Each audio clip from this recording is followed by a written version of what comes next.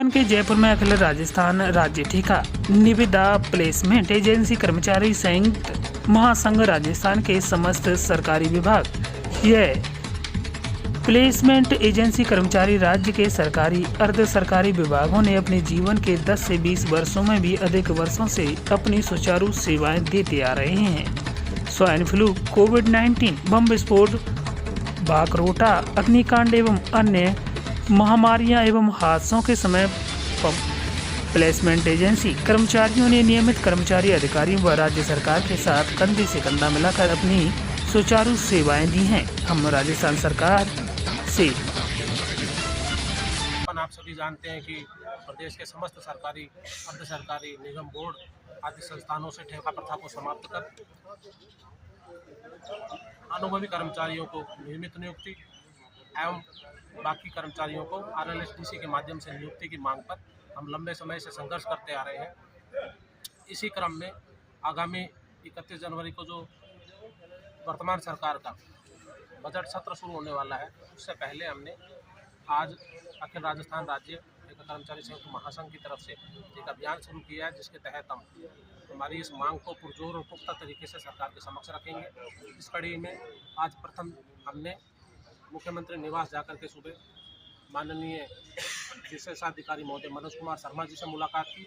हमारे ठेका कर्मचारी महासंघ के प्रतिनिधि मंडल ने वहाँ से हमें हमारी मांग के संबंध में सकारात्मक संकेत मिले हैं, सकारात्मक जवाब मिला है।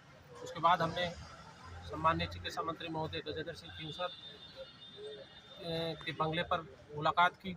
उसके बाद हमने बीजेपी कार्यालय आकर यहाँ मदन राठौड़ जी से मुलाकात की है। इसी दौरान हमने बांदीकुई विधायक श्रीमान भागचंद जी से भी ज्ञापन देकर मुलाकात की और अपनी मांगों को मजबूती से रखा है। और माननीय विधायक महोदय से, प्रदेशाध्यक्ष महोदय से आग्रह किया है कि आगामी बजट सत्र के अंदर ठेका कर्मचारियों की मांगों को मजबूती से बजट के अंदर प्रस्ताव रखें और हमारी जो रुकी हुई फाइलें हैं और जो रुका हुआ कार्य है जिससे संबंधित उस कार्य को गति मिले और जल्द से जल्द हमें ठेका प्रथा जैसी शोषित प्रथा से छुटकारा मिले और RLDC के माध्यम से नियुक्ति मिले। दूसरी मांग हमने सभी मुख्यमंत्री निवास एवं विधायक महोदय और प्रदेशाध्यक्ष महोदय से ये की है कि सरकार ने बम्पर भर्तियां निकाली हैं, जिसके अंदर चतुर्थ श्रेणी कर्मचारी की 53,000 भर्तियां हैं। कुछ और चालक, परिचालक और IIT टेक्नीशियन विद्युत विभाग में भर्तियां निकाली गई हैं। उसके अंदर हमने मांग की है कि हमारे जो कर्मचारी हैं, जैसे कि हमारी बहन नैना देवी जी हैं, शंकर मीणा जी, हमारे भाई शंकर मीणा जी हैं, जो कि 20-20, 25-25 साल से कार्य करते हुए आज अपनी इतनी उम्र को व्यतीत कर चुके हैं इस सरकारी संस्थानों में कार्य करते हुए। तो ये उसमें 18 से 40 उम्र मांगी गई है और इनकी उम्र 40 से ऊपर हो गई है। अब ये किस प्रकार उसके अंदर इस उम्र में कंपटीशन फाइट करेंगे, किस प्रकार उसके अंदर किस प्रकार इसके अंदर इनको बोनस अंक मिलेंगे और कैसे इस ओवरेज होने के बाद ये उस नियुक्ति में शामिल हो, ये हमारे लिए बड़ी समस्या है। इस बाबत भी हमने ये ज्ञापन सरकार को दिया है कि आयु में छूट, 30 बोनस अंक और जो अनुभवी कर्मचारी हैं 20-20 साल, 25-25 साल से जो काम कर रहे हैं, उनको सीधी भर्ती का सरकार जो है लाभ दे। इस संबंध में भी हमने एक ज्ञापन दिया है और आशा करते हैं कि हमें आयु में छूट, नियमित भर्तियों में 30 बोनस अंक और सीधी भर्ती का लाभ मिलेगा। धन्यवाद। जहीर अहमद, कोर कमेटी सदस्य, अखिल राजस्थान राज्य ठेका कर्मचारी संयुक्त महासंघ। जाहिर भाई, आदरणीय जाहिर भाई, शंकरलाल जी मीणा साहब, नैना भाई जी, अनुभव सर और पूजा मैडम, हम बीजेपी ऑफिस में हमारी जो मांगे हैं उनको पूरी करवाने के लिए आए हैं।